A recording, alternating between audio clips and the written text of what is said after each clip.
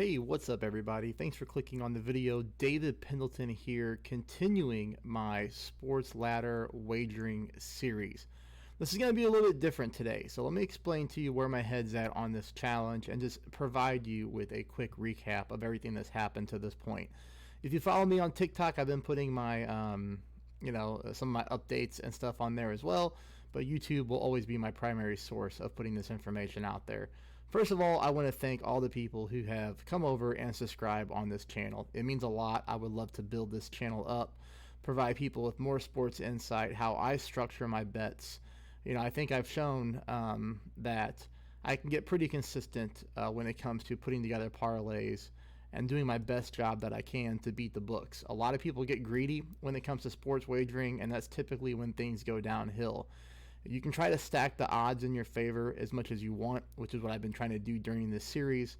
And more times than not, it's going to pay off. It's just about when you start pressing things and betting more, the law of averages are going to come back and get you, right? And here's what I mean by that. We're 6 days in on the challenge.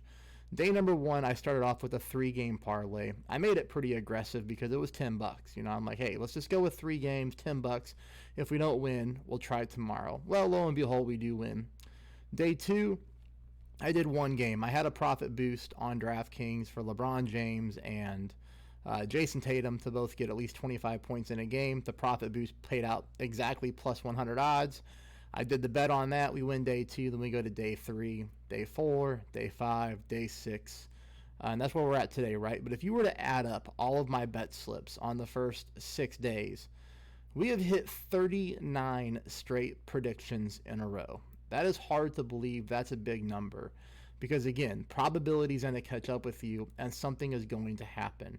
In the sports world, I think we've all been there before. Your favorite team loses to a team that they should have no business losing to, right? You call it an upset. You watch March Madness and you see these sometimes, every once in a while, you'll see a 15th ranked team knock off a number 2 seed. You'll see a 14th seed knock off a number 3 seed. I mean, those are huge, huge upsets. And so far, we've been able to avoid that, right? Because I do have NCAA in here every single day. I also have had to pivot to doing NBA player props because there is no hockey right now. There's been a hockey game here or there, but the hockey season is on a temporary break at the moment, and it doesn't come back until next week. So because of that, to keep the streak alive, or to try to keep the streak alive, I've had to shift over to NBA player props. And when you have this many different combinations of players in your lineup, yes, I'm making it as easy as possible, right? However, it's not uncommon for somebody to roll an ankle, to break a finger in the NBA, or to foul out. I talk about we need to avoid foul trouble. If you're not used to NBA and NBA rules, if a player picks up a couple fouls early, the coach is going to sit him on the bench because he's probably an important player. Sorry about that. He's probably an important player, and they need to keep him out of foul trouble, maybe so they can come back and play late in the game. You can only get 6 fouls in the NBA. Once you have 5 and you commit your next one, that's it. You're kicked out of the game for the rest of the contest. So that's why they sit players to preserve their time for maybe a crucial moment.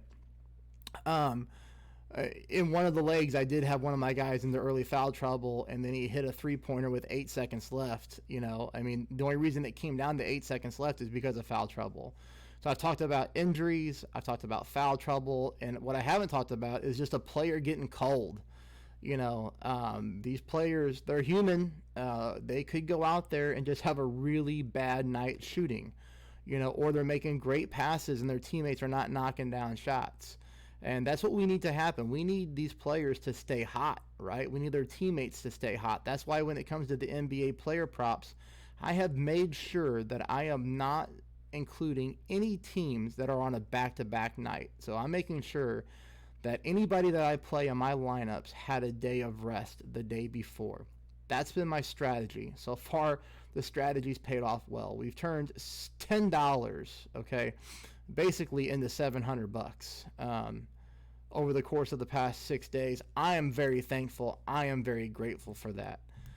Because of that, I'm going to cash out a little bit of money. I'm going to cash out $200. $10 to $200. I will feel good about that if I lose today. My family and I, we're going on vacation in the middle of April, like beginning, middle of April, that $200 will go a long way for us. That'll allow us to maybe go to a nicer restaurant that we wouldn't go to before. My daughter turns 18 in March, so she'll be 18 when we go on vacation. She's always wanted to be able to rent her own jet ski. Jet skis are expensive for us. Maybe not for you, but for us to rent them, they're expensive. It's an expense. Not something that we're always able to splurge on. So I'm going to do that. I'm going to take the $200 out. I'm going to go to the bank when it hits my account, take the cash out so that we don't spend it on bills, and then put that in my wallet so that when we go down to Florida and on a cruise, we got $200 we can do something with. All right. So that's where my mindset is at right now. Now, with that being said, I'm going to continue this thing, but I'm going to do it a little bit different, right? I'm going to go backwards in order to hopefully take a couple steps forward. I think eventually I'm going to lose, right? Well, I know I'm going to lose. It's not going to go on forever. But I don't feel comfortable not having NHL around. And I say that now, watch, when NHL comes back, I'll probably lose an NHL game. And I'll be like, darn it, I should have continued with this. But I've got to go with my gut, right? I typically do a good job predicting NHL games. Okay, I do make them easy. I do give myself goals when I feel like I might need them. But, NHL doesn't come back until early next week. So what I'm going to do today is I'm going to continue to build these parlays the way that I have, but I'm going to repeat day number 5, which I believe was the $160 bet. So I'm going to put 160 on the bet slip that you see in front of me, and let's go ahead and talk about it. We're going to go back to the NCAA, and we're going to take major favorites, starting off with 2 huge favorites at home. One of these games kicks off at 8 p.m. my time, or tips off. The other one is 10 p.m. my time, so I'll be asleep by the time that one ends. Hopefully, I go to bed and I'm like, all I need is Gonzaga to beat Santa Clara at home, and we cash this. So, that's UCLA and Gonzaga. Now, I do have 2 more NCAA games on here. Houston, the number 3rd ranked team in the country, is on the road. I hate taking games on the road, but I think Houston has a lot to play for, still a lot to prove, since they were knocked out of the number 1 seed a week or so ago, or the number 1 team in the country a week or so ago when they took a bad loss. So I got Houston on the road. I've also got St. Mary's at home. Okay, so again, that's another late game. That's 10 o'clock, just like the Gonzaga game. So hopefully I go to bed and I'm like, okay, all I need is those 2. Now we're going to shift back to the NBA. The NBA players and the NBA teams that you're going to see involved in the bet slip here did not play yesterday. None of these players have any lingering injuries, and they're not questionable at all to play. These guys are going to play tonight. I did want to get involved. I really wanted to get involved in the Lakers and Indiana game because Halliburton is probably coming back tonight. LeBron James is probable, or he's questionable every single game. But when the dude plays, he's putting up unbelievable numbers, especially for a guy his age. But, I'm trying to get this content out there a couple hours before game time. I decided to take a very late lunch break today so I could, take 20 minutes out of my day to research and put this content out there before I get back to finish up my work day. So I'm going to talk about the 3 NBA games that I have going on here. 3 NBA games are going to be the Charlotte Hornets at the Chicago Bulls. We're going to go back to DeMar DeRozan to get 25 points, rebounds, and assists combined. And we're going to go with Teddy Rose. I don't know how to say his last name. Teddy Roser, I don't know. But I need that guy to get 20 points, rebounds, and assists combined. Those are the 2 guys I'm going with in that game. All right. Then the next game that you see here is going to be the Clippers versus the Bucks. Drew Holiday, we need him to get 20 points, rebounds, and assists. Giannis, we need him to get 25 points and assists combined. Now, he averages 31 points a game by himself, or by that stat himself. So, again, just a combination of 25 points and assists. No rebounds in that one. I did not like the payout structure on the rebound one. So, then our last and final game is going to be the Pelicans and the Dallas Mavericks. CJ McCollum to get at least 20 points, rebounds, and assists. Brandon Ingram to get at least 20 points, rebounds, and assists. I used these guys a few days ago. The last time they play, they came through very strong for me. Luka needed to get 40 right? So he needed to get 40, which he'll probably do in the combination of stats.